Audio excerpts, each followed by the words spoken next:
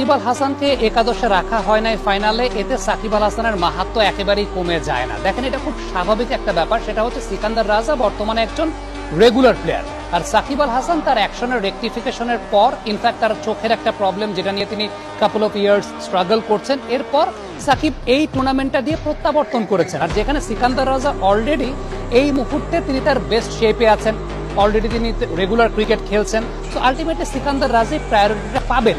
এটা মানে এটা না যে সিকান্দার রাজা সাকিবের চাইতে গ্রেট প্লেয়ার, ব্যাপারটা সেরকম না। সাকিব আল হাসান আপনি যদি ওয়ার্ল্ড ক্রিকেটের পার্সপেক্টিভে চিন্তা করেন, তাহলে ওয়ার্ল্ডের one of the best all-rounders, আপনি যদি সর্বকালের সর্বশ্রেষ্ঠ 3 জন অলরাউন্ডারের তালিকা করেন, সেই জায়গাটা সাকিব আল হাসান 1, 2, 3 থাকবে।